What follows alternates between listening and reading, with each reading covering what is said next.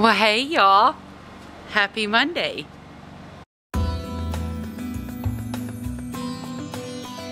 Well, welcome back. So it's the first of the month, it's June, and so we've got our little segment in our video today where we're gonna chat about what you can plant this month in June, along with some things that you can kind of sprinkle in for around June 15th to start working on seeds for your fall garden and kind of our second round of planting, because you know in Arizona we've got, you know, like our early planting that we do for tomatoes and stuff like in January, kind of seeds inside or seeds outside. We've got our March spring planting and spring summer. Then in July we'll have our monsoon planting, and then you know in September and August we'll be able to plant again for our fall garden. So stay tuned for that. We've got a little tour for you, but otherwise kind of in an effort to shorten up the series a little bit but also be able to give you a lot more information, we're gonna add some double features in here. So this will be the bulk of today's video. You'll get to see what you can plant in June, and you'll take a tour of the garden with me, but then we're gonna have a whole separate video that'll be a double feature on our watering system. So stay tuned. I'm gonna try and get that up today, so we'll have a double feature on Monday for your garden delights, but otherwise you know, we're gonna kind of keep it simple today. I'll be honest with you, my privileged heart is pretty heavy, and so I've got a lot of upbeat in me still for gardening today with y'all, because you know I love gardening because I believe that it's the bridge. I believe it's the bridge that we can build between all of us. It's the thing that can, for once, maybe get rid of all the things that make us focus on the differences between us. And that's what I love about gardening so much, is because it doesn't matter who you are or what color you are or what you believe. You need to eat food, and if you're smart, you want to grow food. And so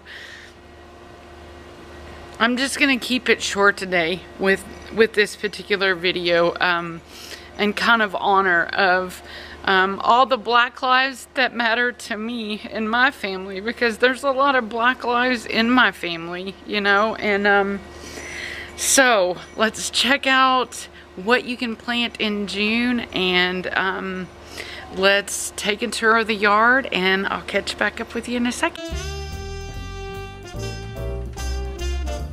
Today is the first day of June, so we're so excited about being able to tuck some more things in our garden. So with good success here in June, you should be able to tuck in a little bit more basil, some yard-long beans, snake beans, Armenian cucumbers, some peppers, some amaranth, eggplant, jicama, melons, including cantaloupe and honeydew, a little bit more time to get some okra in, and some pumpkins, and some sunflower snacks.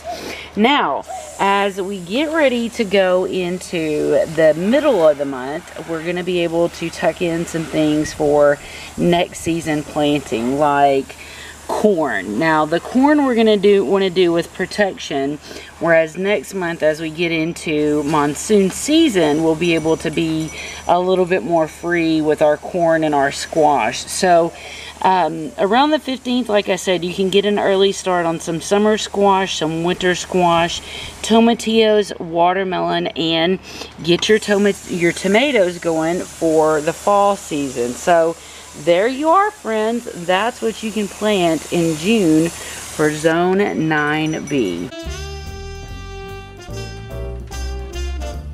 I was just about to say that the bags on the deck look really good with all the sun and the heat, but they're clearly kind of burning up over here because they're not in the shade. So, and I thought they were going to be able to deal without being in the shade, whereas this side of the trellis is the side that kind of gets more shade in the morning especially, and a little bit in the afternoon. So I don't know, I'm not trying to do shade over here, so I might have to just put a bunch of Armenians in over there because I'm not putting shade cloth over here. But that's how the bags on the deck look. The strawberry tunnel is happy, and it's made it well through that first week of heavy triple digit temperatures, so we're happy with that. Lots of flowers, and it's definitely loved having this extra layer of compost on it that's kept it more kind of mulched, if you will. My daughter's little cantaloupe is just going crazy ham over here, so that's a good reminder that this is something that's happy right now and really enjoying the heat. However, these okra that are totally heat lovers, they're not loving these buckets, so I definitely don't know if I'll do okra in buckets ever again, because even, well, my husband says let's move them because the ones that are over by the side of the house aren't struggling the way that these are. Maybe it's because they get double penetration from sun coming from that way and then sun coming from the west. But these are not happy so much right now. This bed over here, I'm still just kind of letting it go. I didn't get any new things planted over here this week, but the sweet potatoes seem to be doing okay.